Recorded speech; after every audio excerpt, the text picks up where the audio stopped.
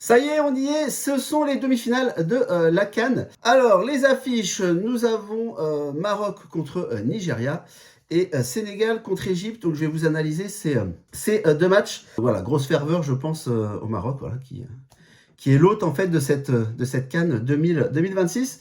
Donc, on va commencer directement par Maroc-Nigeria. Alors, le Maroc est en demi. Et la dernière fois qu'ils étaient en demi, c'était en 2004. Donc il y a une grande attente au niveau du pays. Voilà, les supporters sont chauds patates, comme on dit. C'est quoi leur parcours? Alors là, ils ont gagné contre le Cameroun 2-0. Et moi, ce que j'aime bien faire, c'est regarder un petit peu les stats pour me rendre compte un petit peu du match. Je pense que vous avez vu le match, mais bon, les stats aussi, c'est parlant. Et surtout, j'aime bien regarder les expected goals. Voilà, c'est en gros combien de buts ils auraient dû marquer dans le match par rapport aux occasions qu'ils ont eues. Donc là, on voit qu'il aurait dû avoir 1,43 buts contre 0,46. Il y a eu 2-0. On va dire que c'est assez logique quand on voit les stats du match. Qu'est-ce qu'on peut dire sur le Maroc? Le Maroc, pour l'instant, c'est très costaud. Un but encaissé et 9 buts marqués. C'est la meilleure défense du championnat. Et pour moi, je pars toujours du principe que une compétition se gagne d'abord par la défense. C'est un peu l'expérience que j'en ai de toutes les grandes compétitions, Cannes, Coupe du Monde, Championnat d'Europe, que j'ai pu regarder en tant que parieur. Donc, alors pourquoi la défense marocaine est-elle aussi forte? Quand vous avez Hakimi, Aguerd, Massina et Mazraoui, voilà, PSG, OM, Torino et Manchester United, on peut dire que c'est assez costaud comme défense, même si Hakimi n'est pas forcément encore à 100%. Voilà, il est revenu de blessure, comme vous savez. Il a réussi à revenir de blessure pour le Maroc, et tant mieux parce qu'aujourd'hui, il avait été élu meilleur joueur africain. Donc, ça aurait été une grosse perte pour le Maroc. Et on voit d'ailleurs que le PSG sans Hakimi, c'est un petit peu moins bon, ce qui est normal. 9 buts marqués aussi avec Diaz, qui en a marqué 5. D'accord, donc on va dire que c'est plutôt intéressant. Mais moi, je veux aussi parler de Bounou, voilà, le gardien de 34 ans, très expérimenté du Maroc. Pourquoi je vous parle de lui? Parce que quand on est en demi-finale, potentiellement, on peut aussi avoir les pénaux après les prolongations. Et je pense que Bounou, l'avoir dans son équipe, c'est plutôt intéressant.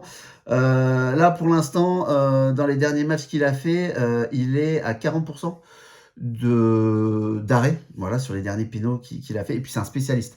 Voilà, vous pourrez taper Bounou, spécialiste penalty, vous tomberez sur pas mal de choses.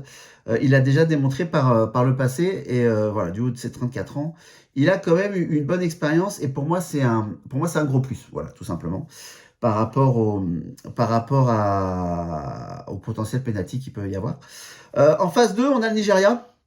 Alors Nigeria, voilà, grosse puissance, équipe très athlétique. Bon, généralement, le Nigeria, hein, toutes les équipes sont un petit peu comme ça. Ça a été une boucherie, on va dire, pour les Algériens. Voilà. Je suis désolé de le dire, mais bon, à un moment donné, 0,13 d'expected goal contre 3,36. Il y aurait même dû avoir 3-0 et pas 0,2. Alors pourquoi quand vous avez Osimhen, Lookman et Akor Adams, excusez du peu, c'est quand même pas mal. Galatasaray, Atalanta Bergame et Séville. Voilà, on va dire qu'il va y avoir une belle confrontation entre l'attaque du Nigeria et la défense du Maroc. Eux, pour l'instant, ils sont à 4 buts encaissés et 14 buts marqués. C'est la meilleure attaque de la compétition. Voilà.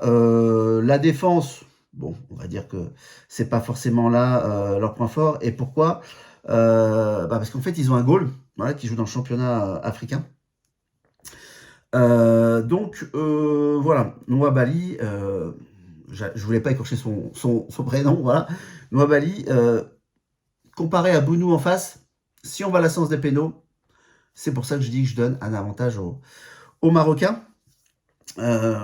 Pour moi, ça me paraît évident, il n'y a pas photo, les deux gardiens, pour moi, ils jouent pas dans la même division, dans la même cour. Donc vous avez compris, il va y avoir une défense marocaine très forte contre une attaque nigérienne très forte.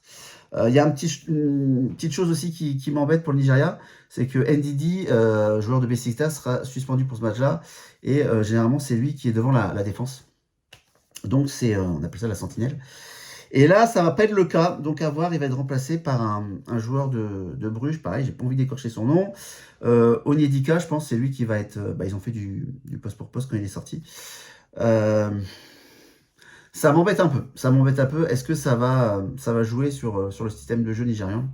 On va voir. Mais en tout cas, belle confrontation. Et comme je vous dis, je donne toujours la part belle à la défense. Les codes, c'est 3,30 pour le Nigeria, 3,05 pour le match nul et 2,20 pour le Maroc. Je vois.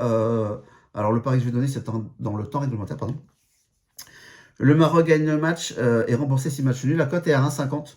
Je pense que pour moi, c'est entre cote et sécurité du pari. Je pense que c'est plutôt intéressant comme pari à prendre. Donc pour moi, ce sera Maroc gagne le match et s'il y a match nul en temps réglementaire, vous êtes remboursé.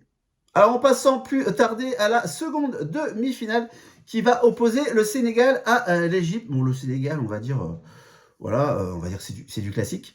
L'Égypte, alors certains c'est une surprise, mais ils étaient top 5, top 6 favoris pour la compétition. Donc ils sont dans le top 4, il y a rien de... Pour moi, il n'y a rien de surprenant. On va commencer par le Sénégal. Le Sénégal, c'est 2 buts encaissés, 11 buts marqués.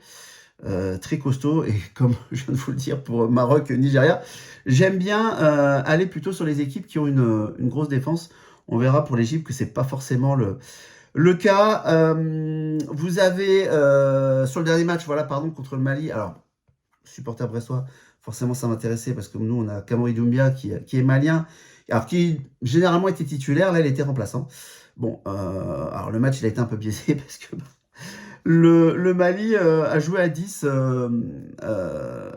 depuis la fin de la première mi-temps. Donc le match forcément il a été un peu biaisé. 1,12 d'expected goal contre 1,88. On va dire que quand le Sénégal a marqué, après ils ont plutôt attendu et procédé en contre. Tout le monde aurait fait pareil, il y a quand même 19 tirs à 8. Que dire? J'aurais bien voulu voir le match à 11 contre 11, mais bon, ça n'a pas été le cas.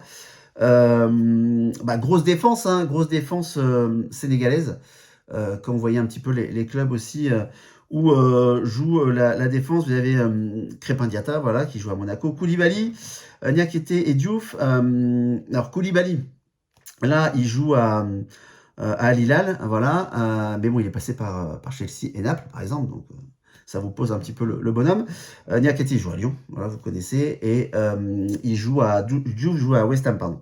West Ham qui n'est pas forcément super bien classé en première ligue, mais ça reste de la première ligue, donc il faut quand même avoir un certain niveau. Mané, Diallo, Ndiaye en attaque. Bon, Mané, voilà, même s'il joue plus en première ligue, il joue en Arabie Saoudite à El Nasser, voilà. Diallo, il joue à Metz, et Ndiaye, il joue à Everton. Ils ont un milieu aussi, on va dire, très, très costaud le Sénégal. Donc il y a tout pour réussir. D'ailleurs, c'est pas pour rien qu'ils sont en demi-finale et je crois qu'ils étaient sur deuxième favori, je crois, de la CAN derrière le Maroc. Donc on va dire qu'ils ont fait le taf, et voilà, surtout ils ont un milieu de terrain qui ratisse beaucoup. Défense est solide, pardon. Attaque, c'est pas mal.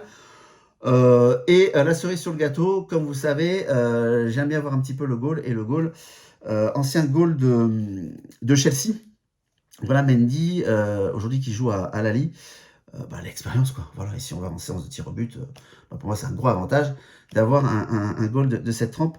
Je rappelle pour ceux qui ont oublié, il a été élu meilleur gardien en 2022 quand même, donc c'est pas rien. On va passer à l'Égypte. Alors l'Égypte, ils se sont qualifiés contre la Côte d'Ivoire 3-2.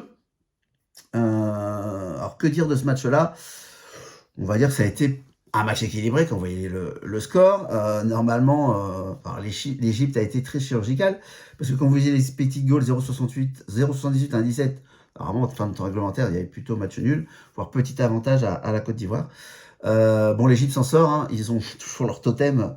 Leur totem, Salah, si on voit les stats générales depuis le début de la CAN, c'est 4 buts encaissés, 9 buts marqués. Alors 9 buts marqués, attention, dans le temps réglementaire, c'est 7. Donc ça fait 4 buts encaissés, 7 buts marqués. Et vous voyez que c'est les stats un petit peu les moins bonnes des 4 équipes que je vous ai données. Alors il y a une particularité dans l'équipe d'Égypte, mais c'est depuis tout le temps. Ils ont une grosse ossature de joueurs qui jouent dans le championnat national. C'est vraiment une des seules grosses équipes en fait qui est comme ça, parce que les joueurs sont bien payés en Égypte. Voilà, c'est aussi une histoire d'argent. Et donc, ce qui fait que beaucoup de joueurs ont l'habitude de jouer ensemble. Là, par exemple, ils sont 6 à jouer ensemble à Al Ahly. C'est une équipe égyptienne, dont le gardien. Voilà.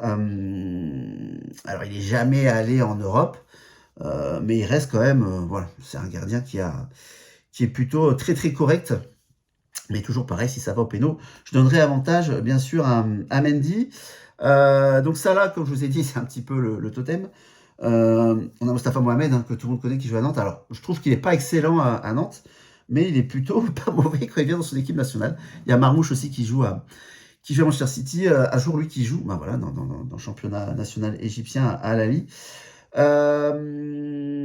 Alors, quand j'ai posé tout ça, forcément, je donne un avantage au Sénégal.